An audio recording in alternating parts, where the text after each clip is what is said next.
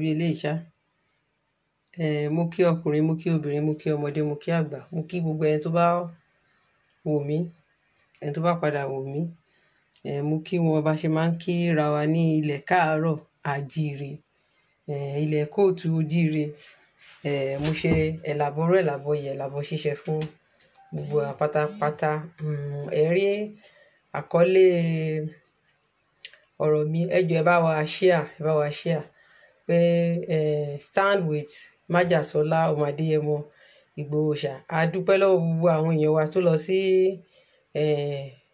sí òde ìbíní, àṣàyé ṣọ̀run ìbíní, tó ń lọ sóde ìbíní, àti àwọn èèyàn wa tó wà ńbẹ̀ tí wọ́n dìde fún bàbá wa ní ọ̀sán ẹ̀ní tí wọ́n gbé àsíá jáde. Ìyá wa Betty ẹ káàbọ̀ sórí ètò tí wọ́n gbé àsíá jáde tó ń sọ pé àwọn dúró fún bàbá wa olóyè Sunday Adéyẹmọ Ìgbòho Òòṣà tó jẹ́ pé gbogbo wa ló ń jà fún, tí wọ́n ẹ jọ̀ọ́ ẹ máa bá mi kọ stand with Ìgbòho Òòṣà tẹ́ bá ti ń wọlé ẹ kàn máa kọ síbẹ̀. So jẹ́ pé Ọlọ́run kẹ́ gbogbo nǹkan tọ́lọ́run fi ń kẹ́ lónìí. Mo ẹnìkan ṣe kinní kan lẹ́ni wọ́n send ẹ̀ sí mi. Ó ní bọ́lọ́run ṣe kẹ́ Sunday Ìgbòho ní kò yẹ kó lọ máa jà, ó láwọn ọmọ ogun ẹ̀ ló yẹ kó rán lọ. But ní gbogbo ibi tí revolution ti máa ń ṣẹlẹ̀ láyé, àwọn èèyàn kan náà ló máa ń dìde fún revolution. Tó bá jẹ́ pé gbogbo kinní yẹn ti ṣẹlẹ̀ ní ti gba Yorùbá nation, tí ò sí ogun, tí ò sí wàhálà, kò sẹ́ni tá blame Sunday Ìgbòho, wọ́n máa gbóríyìn fún ni. Ẹni yẹn sọ pé òun bá sọ ní kò gbọ́ títí just like it sound like ọ̀rọ̀ ká má fi yàn ṣe ẹlẹ́yà. Mo tún kà kan náà, ìyẹn náà ni pé stand with Ìgbòho Òòṣà ẹ ṣé ẹ máa bá mi kọ síbẹ̀. Ó ní ó dàbí ẹni pé ó ní gbogbo agbára tó ní gbogbo bó ṣe ń halẹ̀, ó ní ṣèbí agbára náà fèlè ẹ̀. Àwọn Yorùbá máa ń sọ pé eré bá ẹdúnlẹ̀ odi ọ̀lẹ. Mo fẹ́ béèrè ìbéèrè kan lọ́wọ́ gbogbo ẹ̀yin tẹ́ ń wò mí. Tó bá jẹ́ ẹ̀yin lè wà ní ipò olóyè Sunday Ìgbòho, ìyàwó wọn ṣẹ̀ṣẹ̀ dé, ìyàwó wọn wà lọ́dọ̀ wọn lálẹ́ ọjọ́ yẹn, àwọn ọmọ wọn wà lọ́dọ̀ wọn, àwọn ọ̀tá wọ́n mọ̀ pé ìyàwó wọn wà lọ́dọ̀ wọn, wọ́n mọ̀ pé àwọn ọmọ wọn wà lọ́dọ̀ wọn. Yàtọ̀ sí nínú movie tó jẹ́ fairy tale. Ká ní jagunjagun wo ni wọ́n máa ká mọ́lé tí ìyàwó ẹ̀ máa wà lọ́dọ̀ ẹ̀ àti àwọn ọmọ ẹ̀ tóun náà dẹ̀ máa bẹ̀rẹ̀ sí ní padán. Whatever tó bá máa ṣẹlẹ̀, àwọn ọmọ tó wà ńbẹ̀ àti ìyàwó ẹ̀ ó máa ka lọ́wọ́ kò, because kò ní fẹ́ put life àwọn ọmọ ẹ̀ àti ẹ ṣé bẹ́ẹ̀ ṣe ń bá mi stand pẹ̀lú olóyè yẹn, kò ní fẹ́ fi life àti àwọn ọmọ ẹ̀ àti ìyàwó ẹ̀ kò ní fẹ́ fi wọ́n sí danger àti gbogbo àwọn tó wà ní sàkání ẹ̀. Ṣó ti yé yín nísìnyí? Because ìyàwó wọn àti àwọn ọmọ wọn wà nílé, àwọn tó dẹ̀ ṣọ́ wọn yìí gẹ́gẹ́ bí a ṣe gbọ́ wọ́n ní wọ́n ti lò tó ọ̀sẹ̀ kan ní àdúgbò yẹn. So one more time àtìgbà ṣe understand nǹkan tí mo ń try láti sọ. So wọ́n mọ̀ pé bàbá ìyàwó ẹ̀ wà nínú ilé, àwọn ọmọ ẹ̀ wà nínú ilé. So even àwọn míì tá bá ń wo àwọn traditional movie wa yẹn, ẹ rí i pé wọ́n á ní táwọn jagunjagun míì ẹlòmíì tí ogun bá ka mọ́lé tí ìyàwó ẹ̀ bá wà nílé, bó ṣe lágbára tó lè fira ẹ̀ sílẹ̀, á ní kán pa wọ́n, á ní káwọn ọmọ àti ìyàwó òun kó save. Àbẹ́mọ̀ káwọn alágbára máa ń ṣe bẹ́ẹ̀. Á ní kán pa òun, á ní òun fi ara òun sílẹ̀, á ní kán pa wọ́n, á ní so òun fẹ́ save life àwọn ọmọ. Àwọn kan náà tún ń sọ kátikàti pé ṣèbí wọ́n ló lu ọ̀fẹ́ ní Nàìjíríà, ẹ̀ṣẹ́ yìí tẹ́ bá mi show love and light. Kí ló dé tí ò lè lu ọ̀fẹ́ ní Benin Republic? Èèyàn àti ìyàwó àtàwọn ọmọ ẹ̀ wà nínú plane. Already wọ́n ti declare wanted ní Nàìjíríà. Wọ́n ti parọ́ mọ́ pé criminal ni. Nígbà tí ògọ̀ á wá tún lu ọ̀fẹ́ ní Benin Republic. Ó lè ti seek fún asylum a week before kó tó di pé ó ti gbà tó ti débẹ̀ ló ti put in fún asylum pé wọ́n fẹ́ pa òun. So á wá lu ọ̀fẹ́ ẹni tó ti put in application pé wọ́n fẹ́ pa òun o, ó máa wá lu ọ̀fẹ́. Ìyàwó ẹ̀ dẹ̀ wá ń bẹ àtàwọn ọmọ ẹ̀. Tó bá lu ọ̀fẹ́, ó ba kéèsì ẹ̀ jẹ́ ni. A wá di wanted ní Benin Republic, a di wanted Nigeria. Àwọn èèyàn tó yẹ kó jà fún gan wọn nílé ìjà fún mọ́. so mo wá fẹ́ gbogbo ẹ̀yin tẹ́ ń condemn olóyè yẹn tí ẹ ń sọ̀rọ̀ ẹ̀gàn yẹn, mo béèrè ìbéèrè kan lọ́wọ́ gbogbo yín. Tó bá jẹ́ ẹ̀yin lẹ wà ní ṣú olóyè nínú plane, tẹ́ wà pẹ̀lú ọmọ yín, tẹ́ wà pẹ̀lú ìyàwó yín nínú plane, tí àwọn immigration bóyá àbí àwọn kìíní tán wá mú yín, ẹ wá lu ọ̀fẹ́ níbi tí ìyàwó yín àtàwọn ọmọ yín wà, ṣé ó ṣe ń ṣe? Ṣé ó ṣe ń ṣe? Tẹ́lẹ̀ ti ní case already tán ti parọ́ mọ́ yín nílé, tẹ́ ti file fún asylum, tẹ́ ti lọ sílùú yẹn, tẹ́ ti file fún ààbò pé wọ́n fẹ́ pa yín, tí ẹ wá fẹ́ sá. Anybody tó bá file fún asylum ó lè sá àsálà fún ẹ̀mí ẹ̀, á wá lu ọ̀fẹ́.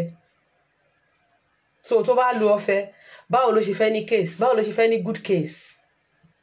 So tó bá lu ọ̀fẹ́ ní Benin Republic, ibo ló tún fẹ́ disappear lọ? A wá lọ sí Ghana, so wọ́n wá declare wanted, wọ́n wá sọ pé lóòótọ́ wọ́n ní criminal ni. So ẹ̀yin tẹ́ máa ń sọ̀rọ̀, tẹ́ máa ń pẹ̀gàn yín, àwọn tó mọ̀ ń gbọ́ wà. Then number 2 tí mo fẹ́ kí everybody mọ̀ ni pé Chief Sunday Igboho presently he is depressed. Kò sí alágbára máa wà depressed, he's in a depressive state because àwọn èèyàn tán pa nílé ẹ̀, àwọn nǹkan ẹ̀ tán bàjẹ́ kọ́ ló dùn o, but àwọn èèyàn tán pa nínú ilé ẹ̀, àwọn tán jọ ń jẹ tán jọ ń mu, àti àwọn èèyàn wa tí wọ́n kó sàbújá is another problem for him tó ń rò. Ó máa rò náà pé ìyàwó òun àtàwọn ọmọ òun bóun ṣe máa kó wọn kúrò kó má pa wọn. So gbogbo ẹ̀yin tí ẹ wá ń condemn, tẹ wá ń lo opportunity, tẹ wá ń lò láti sọ̀rọ̀ jákujáku, tẹ ń sọ̀rọ̀ jákujáku, mo bẹ̀ yín, ẹ fira yín sí ipò olóyè Sunday Igboho, ẹ fira yín sí ipò Sunday Igboho, kẹ wá wò pé tó bá jẹ́ pé ẹ̀yin lẹ wà nínú shoe tí Chief Sunday Igboho wà at that particular time, ǹjẹ́ kì í ṣe the same thing ló máa ṣẹlẹ̀? Kò sí béèyàn ṣe ní agbára tó nílé ayé, ọmọ la pè, ìyàwó la pè, èèyàn ó ti ní good case lọ. So kó wá disappear, nígbà tó bá disappear nínú plane tí wọ́n bá rí, so kí lẹ rò pé international world, kí lẹ rò pé international community máa sọ? So kò ní choice ju pé at that particular time tó ṣẹlẹ̀ yẹn láti surrender. Ó ní a lot of evidence láti back ìtàn ẹ̀ up. Then number 2, ẹ̀yin tẹ́ ń blame ẹ̀ pé ẹni tó bá ní owó bíi títí ẹ̀ kò kí ń jà fún ìran ẹ̀. Èèyàn tó bá ní owó, wípé mo rí ẹnìyẹn sọ pé àwọn ọmọ iṣẹ́ ẹ̀ ló yẹ kó rán lọ Ìgàngán, òun kọ́ ló yẹ kó rán lọ Ìgàngán, òun kò ń ṣòun ló yẹ kó lọ, ọmọ iṣẹ́ ẹ̀ ló yẹ kó rán lọ sí Ìgàngán, àwọn ọmọ iṣẹ́ ẹ̀ ló yẹ kó máa rán lọ káàkiri, kò yẹ kóun máa sọ̀rọ̀, kò yẹ kóun máa ṣe. Tó bá jẹ́ nǹkan tọ́lọ́run rán wá sí ilé ayé wá ṣe nìyẹn ńkọ́?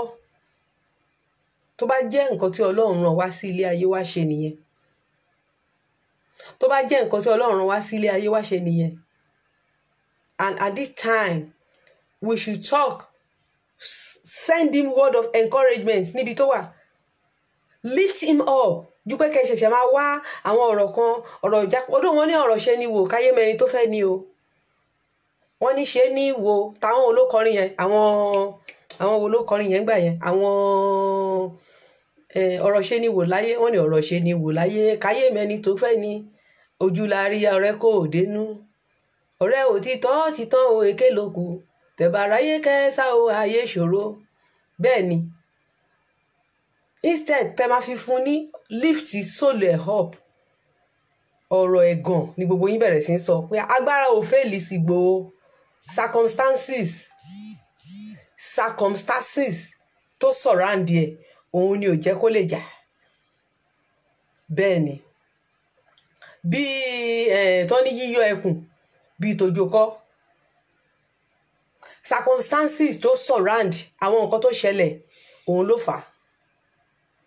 Àwọn tó dẹ̀ súnmọ́ wọn, tí àwọn tó ń ṣọ́ wọn ni mo dẹ̀ mọ̀ pé níwájú Ọlọ́run àtèèyàn gbogbo wa pátápátá náà jẹ́ ká sì máa fàdúrà ràn wọ́n lọ́wọ́ níbi tán wà, ká máa fàdúrà ràn wọ́n lọ́wọ́, gbogbo nǹkan tá a bá lè ṣe láti fi ràn wọ́n lọ́wọ́ jẹ́ ká máa fi support wọn.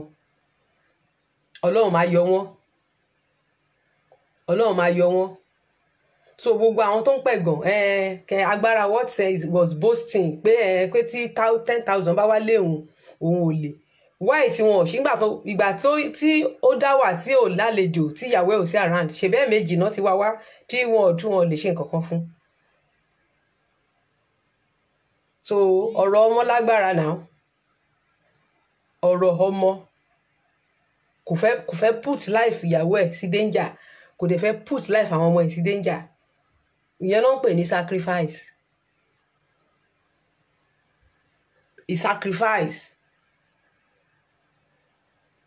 He made sacrifice tó dẹ̀ yẹ kí gbogbo wa ó yẹ ká máa support ẹ̀ ni.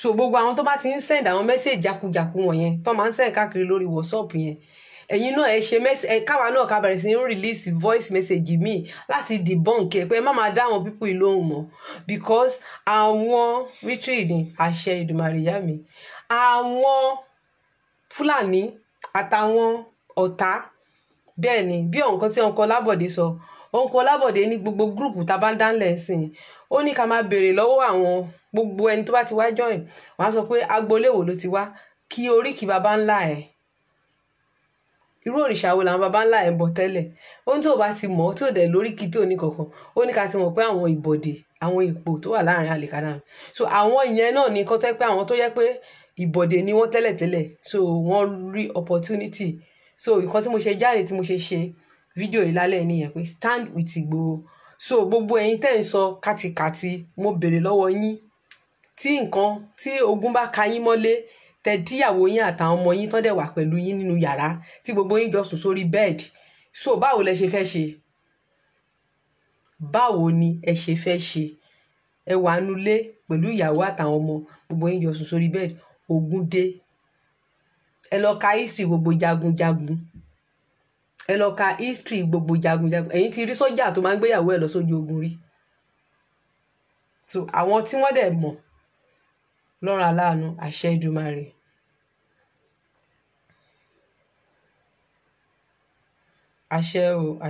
àṣẹ Èdùmàrè those useless people ẹ ṣe jàre Ọlábíyì Ṣèyí yeah nǹkan tó ṣẹlẹ̀ yìí gan ó tún jẹ́ kí international world túbọ̀ wá mọ̀ pé ó díẹ̀ sí láìfà wa èèyàn kan sàn kankan fún mi lẹ́ni wọ́n fẹ́ discuss ọ̀rọ̀ ẹ̀ ní parliament lẹ́ni ẹnìkan fi fídíò yẹn hàn mí wọ́n fẹ́ discuss ọ̀rọ̀ ṣì Sunday Igboho òyìnbó kan Sean TV mo ti fẹ́ lọ wo kinní yẹn bó sọ pé ọ̀rọ̀ bàbá wà lára nǹkan tó fẹ́ sọ lẹ́ni ní British Parliament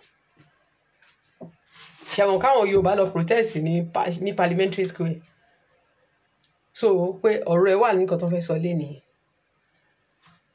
so gbogbo ẹ̀yin tẹ́ ẹ̀ ń sọ kátikàti wípé ìgbà tó mọ̀ pé òun ò prepare kò yẹ kó halẹ̀ kò yẹ kó ṣe kòkò ẹ̀yin náà tó bá jẹ́ ṣù yẹn lẹ́wà ń kọ́ tíyàwó yín àtàwọn ọmọ yín wà ń lé tógun dé ẹjọ́ kí lẹ máa ṣe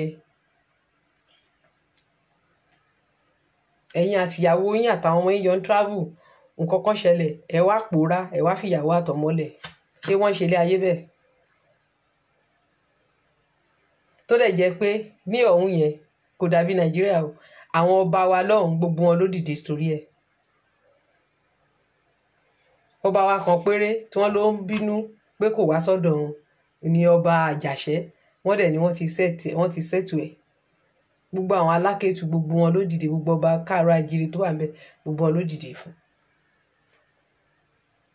so tó bá pòórá báwo làwọn bàbá ṣe fẹ́ lọ dìde fún that's the question o báwo làwọn bàbá ńgbà tí wọ́n dá dúró yẹn kó wá rá kó disappear ẹjọ́ kó lọ láǹdì láàfin alákẹ́tù báwo lálákẹ́tù ṣe fẹ́ lọ dìfẹ́ǹdì ẹ̀ ǹjẹ́ gbogbo nǹkan tá a ṣe táwọn èèyàn ṣe léèní ṣó máa ṣe ń ṣe ẹjọ́ ká tó máa sọ̀rọ̀ ẹ jẹ́ ká máa ronú jinlẹ̀ ẹ jẹ́ ká máa ní àròjinlẹ̀ ká lè máa wò pé ẹyin lóhùn tó bá ti balẹ̀ kò ṣe ń ṣáà tẹni tó rí lárí o tẹni tó dé lárí o àmín tó máa kàn lọ́la so ẹ dẹ̀ ti mọ ìlú tá a wà pé àwọn tó ìlú ti wá ẹ ṣàmọ̀ bó ṣe ń lọ ńbẹ̀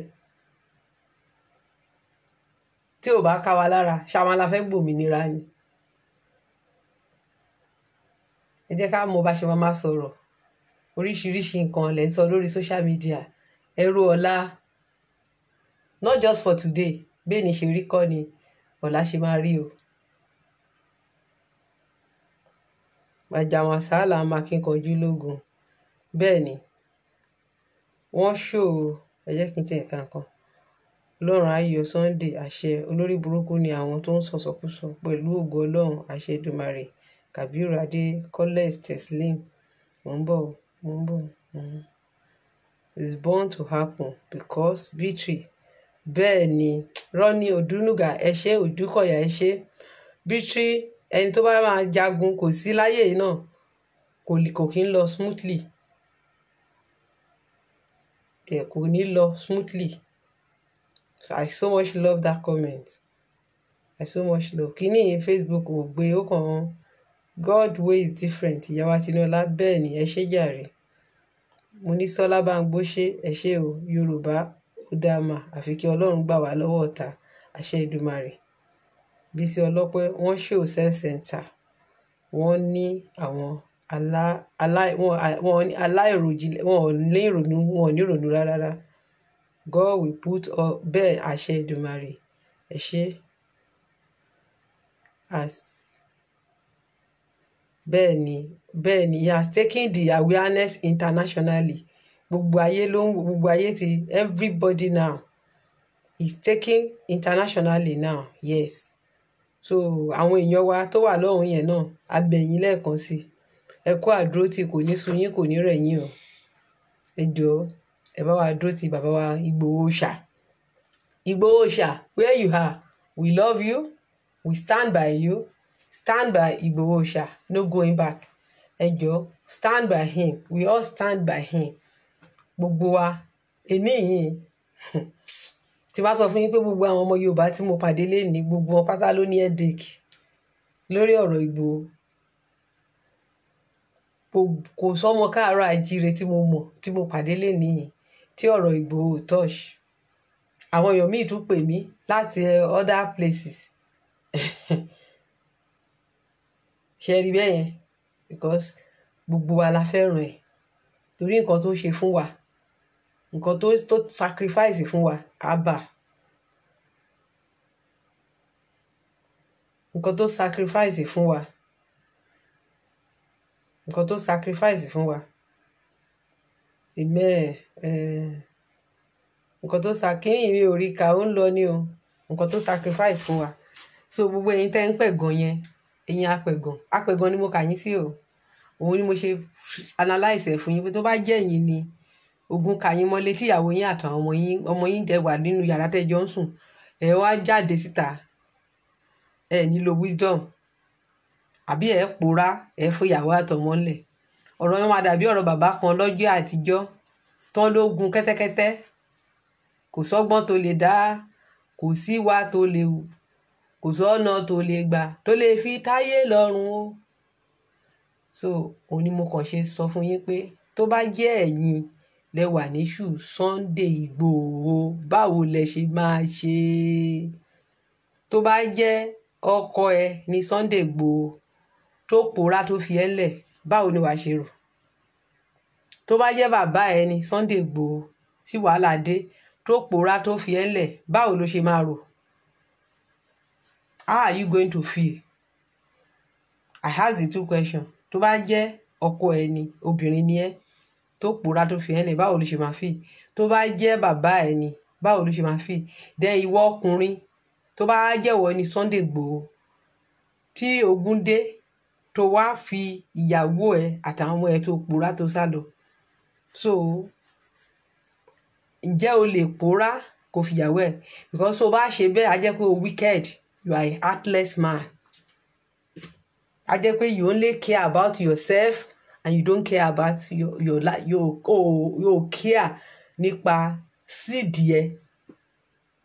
You don't care about your own seed, you don't care about your wife. Á jẹ́ pé gan ìjà òmìnira yẹn gan á jẹ́ pé selfishness ni. Yes, ẹni tí ò bá care fún immediate family ẹ̀ tó wá lóun fẹ́ care fún gbogbo ayé, ẹ jọ kí náà máa pè é. Wọ́n á ní ó ń ṣe eye service ni. That is eye service. Eye service ni yẹn. Immediate family ẹ̀ ikú dé, o dúró tì wọ́n, o pòórá, o fi àwọn ọmọ immediate ẹ̀ ńlẹ̀ o wá sọ pé o fẹ́ jà fúnra ẹ̀. How will people feel? That means you are lying. So he has demonstrated the kind of person he is. Tí nǹkan máa ń ṣẹlẹ̀ ó tún máa ń jẹ́ ká mọ̀yàn mọ́, ó máa ń jẹ́ ká mọ̀yàn better. He has demonstrated the kind of person he is. He's a responsible man who cares about his own family, tí ò fi ọ̀rọ̀ family tiẹ̀ náà ṣeré, and who is ready to put his own life into danger because of anything. Tó bá jẹ́ ara ẹ̀ nìkan ló fẹ́ dùn, he can disappear. But what of the people who are with him? And that is one of the reasons why we should respect him more. We have to respect him more. That he is a gift to us.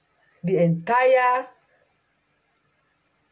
Káàárọ̀ Oòjíire is a gift to entire Káàárọ̀ Oòjíire, both in Nigeria and all over. Àti àwọn tó ti sọnù tí wọn mọ identity wọn mọ́, àwọn tó ti sọnù sí Cuba, àwọn Cuba àti àwọn díẹ̀díẹ̀ mọ́ra wọn, àwọn tó wà ní Brazil, àwọn tó wà ní Togo, àwọn tó wà ní Ghana, àwọn tó wà ní àwọn tó ti ń jórúkọ òyìnbó l'Amẹ́ríkà tí wọ́n mọ̀, tí wọ́n ti ẹ̀rọ torúkọ mọ́, àwọn tó wà lọ́yọ̀ọ́ tún jí tó ń identify ara wọn. Ó show pé he is a gift to the entire Káàárọ̀ Oòjíire race. Yes. And àwọn tó ń sọ pé kò kàwé kò ṣe, I keep telling you people, tẹ́ bá rò pé Western education níwé, Western education kọ́ ni, Western education kì í ṣe ìwé. The only thing ni pé nǹkan tí gbogbo oral thing tó yẹ kẹ́ mọ̀, ẹ lọ ṣe exam, ẹ lọ sọ lédè míì ni. Kì í ṣe ọjọ́ ọ̀rọ̀, because ọ̀rọ̀ Chief Sunday Igboho ó jẹ́ kí n dákẹ́. Irú àfáà kan ló sọ pé fáwọn ọmọ geography. Kí náà ń pè ní geography? Geo ní èdè Greek túmọ̀ sí ilẹ̀. Geography mi ilẹ̀ àti agbègbè ẹ̀. Ẹjọ́ báwo ni ẹjọ́ ta ló wà ní kíní tí ò mọ̀ túmọ̀ ilẹ̀ àti agbègbè? That is a Greek word fún ilẹ̀. Àwa ń pè nílẹ̀, Greek ń pè ní geo. Ilẹ̀ àti agbègbè ẹ̀. So tẹ́ bá lọ kọ́ geography, ṣé àwọn baba yín aláyín wọn mọ ilẹ̀ àti agbègbè? Òun náà fi mọ̀ pé ìgbà ẹ̀rùn náà mọ̀ pé iṣu àkùrọ̀ ni, pé iṣu àkùrọ̀ ló máa kọ́kọ́ ta. Wọn ò mọ geography. Wọn ò mọ geography. Wọ́n dẹ̀ mọ gbogbo odù tó dá ilẹ̀. Ìyẹn kọ́ la fẹ́ sọ léèní ọ̀rọ̀ Chief Sunday Igboho. Òun là ń sọ. No, àwọn tó ń sọ pé Chief Sunday Igboho mọ̀wé yẹn ni mo fẹ́ fi yé yín ni. Wípé èdè elédè tẹ́ ń sọ àbí tẹ́ rò pé English tẹ́ lọ kà ní school ẹ̀rù pẹ́ fi mọ̀wé. No, he's a PhD holder. Bí ọ̀rọ̀ tí ọ̀nkú kíní máa ń sọ, ọ̀nkú mi tó wà ní Germany, ọ̀nkú Jídé Ọlọ́mọlájà. And he's a professor. Professor ni, and he's a PhD holder. Yes. In his own field. PhD holder and a professor in his own field ni. PhD holder and a professor in his own field. So dẹ̀ ní ọgbọ́n, because ẹ bá ń gbọ́ ọ̀rọ̀ ẹ̀, ẹ mọ̀ pé he's so brilliant, he's so intelligent, he's so wise. But Gbénga Adébóyè, blessed memory, ẹni tó bá rántí, ẹ mọ̀ pé ó ṣe broadcast kan gbà yẹn, ó ní kò sẹ́ni tí pẹ́kẹ́ ò lè lù. Ó ní kò sí ẹni náà nílé ayé tí pẹ́kẹ́ kò lè lù. So ìjàngbara tá dẹ̀ ń jà, a lè expect pé àwọn ọ̀tá wa náà wípé káwọn náà máa gbógun. Kò possible. So ibi tí bàbá wa wà ní òde ìbíní, ilẹ̀ wa ni o, ilẹ̀ baba ńlá wa ni o, òun láti dàjèjì ń bẹ̀ yìí o. Mo bí nǹkan tí mo sọ lánàá, tá bá ti gba Yorùbá nation, àwọn tó wà ń bẹ̀ yẹn is gonna be of better advantage to them. A ò lè máa wọnlẹ̀ fún wọn ní Yorùbá nígbà tó bá tà jẹ́ Nàìjíríà tá à ń jẹ́ Yorùbá nation. Àwọn ò lè wọnlẹ̀ fún wọn nílé bàbá wọn. Kò possible. Ilé bàbá wa ni o. Tó dẹ̀ jẹ́ pé ilé bàbá títí wa, òun ni wọ́n sọ pé a di àjèjì ń bẹ̀ due to colonization. Ilé bàbá wa níbẹ̀. Àwọn bàbá wa ló tẹ̀bẹ̀ dó. Ọ̀rúnmìlà ló ń jẹ́ aṣayéṣọ̀run òde ìbíní. Kò sí tó bá fẹ́ sọ̀rọ̀ orúkọ Ọ̀rúnmìlà ló fi ń pè bẹ̀. But lẹ́ni wọ́n ní àjẹ́ àjèjì ń bẹ̀ due to colonization. So a bẹ̀ wá, ẹ jẹ́ kí gbogbo wa ká dúró tì ẹ má jẹ́ ká give up o gbogbo ọ̀nà jẹ́ ká máa let's encourage him. Àwọn tó dẹ̀ òbútẹ́dẹ̀ ní ẹ̀ ń pẹ̀gàn náà tẹ bá ti rí àwọn mẹ́sẹ̀gì apẹ̀gàn yẹn ẹ̀yin náà ẹ ṣe voice note mi kẹ́yìn náà bẹ̀rẹ̀ sí send ẹ̀ kẹ́ sọ pé is our hero, is our this bí wọ́n ṣe send tẹ́lẹ̀gàn wọn ẹ̀yin náà ẹ send titi yín náà láti kàńtà wọn. Yes, because wọ́n fẹ́ káwọn yẹn wà depressed, you know, they trying to weaken us. Èmi gan pa tí mo ti ka àwọn mẹ́sẹ̀gì kan báyìí mo wà down èmi kankan wọnú mi ni pé rubbish di gbogbo eléyìí wáyé ló máa fẹ́ gbé sórí torí gbogbo àwọn mẹ́sẹ̀gì tí mo ti kọ́kọ́ ka àwọn mẹ́sẹ̀gì ìbànújẹ́ gbẹ̀rù rẹ ẹkún ó ṣe gbẹ̀rù rẹ mo dágbére fún ọ lónìí ìbànújẹ́ mo kàn wò ni pé gbogbo eléyìí strategy ni láti máa weaken àwọn èèyàn mo ṣe ní project tòrótòró mo láti ṣe voice message pé àwọn kan náà máa dull bí ti tèmi lénìí tó máa ti ka àwọn nǹkan tí ó bà wọ́n nínú jẹ́ pé so they are all politicians playing game using the strategy to discourage us and Yorùbá nation must stand pẹ̀lú àṣẹ Elédùmarè àní sọ jù báyìí lọ ẹ ṣé o tẹ̀lẹ́gàn lójú bẹ́ẹ̀ ni ìjì arúgbó ẹ ṣé so ẹjọ́ ẹ bá kọ́ máa bá wa I stand with Igboho stand with him